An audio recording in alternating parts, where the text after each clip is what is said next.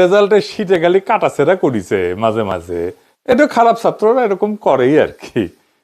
ময়মনসিংহ 11 স্বতন্ত্র প্রার্থী কি বলতেছে যে এর চেয়ে খারাপ নির্বাচন নাকি হয় না, শুনেন।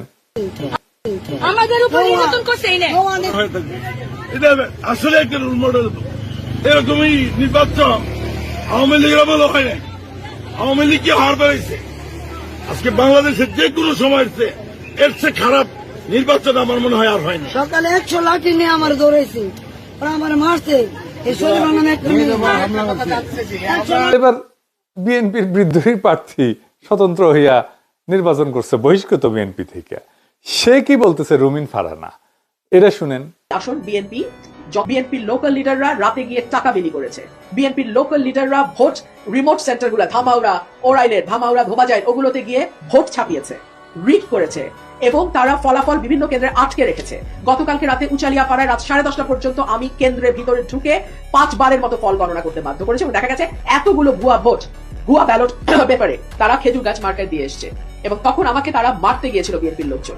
সেনাবাহিনী গিয়ে পরিস্থিতি নিয়ন্ত্রণে আনে। প্রশাসন অসম্ভব রকম বায়াসড ছিল আমাদের প্রতি, পদে পদে তারা থামানোর চেষ্টা করেছে, হেনস্থা করার চেষ্টা করেছে। ইভেন প্রশাসন ভোটের আগের দিন চেয়ারম্যানদের ডেকে নিয়ে গিয়ে বলেছে যে আপনারা তো আমাদের লোক, আপনারা বুঝে ভোট দিয়ে।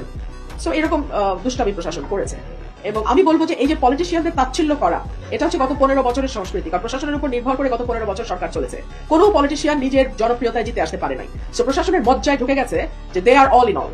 শুনেছেন? দেখেন এনসিপির আক্তার কি বলে, মানে আক্তারের ওইখানে এনসিপির নেতা কর্মীদের মাইরা শেষ করে দিচ্ছে, শোনেন। যা করছে তার দায়ভার তারেক রহমানকে নিতে হবে।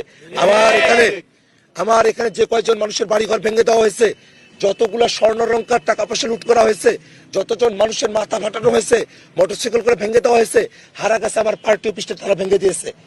এটাই হচ্ছে বিএনপির তারা ক্ষমতায় পাওয়ার মানে মাত্রই, মানে এখনো পর্যন্ত তারা শপথ নেয় নেই, শপথ নেওয়ার আগেই তারা এইসব শুরু করে দিয়েছে। আদতে তো 5 আগস্টের পরে থেকেই তারা নিজেরাই নিজেদের 250-র উপরে লোককে তারা নিজেরাই খুন করেছে। অন্য দলের লোককে খুন করতে তাদের ভাববে না। যে কোনো সময় তারা আমার আসনের মানুষকে মেরে ফেলতে পারে, যে কোনো সময় তারা আমাকে মেরে ফেলতে পারে। এই ধরনের পরিস্থিতি তারা তৈরি করে রেখেছে, আমি ভয় পাই না। শুনেছেন? নেতা কর্মীদের পেটানো হইতেছে, বাড়িঘর ভেঙে দেওয়া হইতেছে, লুটপাট করা হইতেছে। এই হইতেছে বিএনপির বিজয় উদযাপন। তারেক রহমানের চাকর বাকরেরা এখন জুলুমের লাইসেন্স পেয়ে গেছে।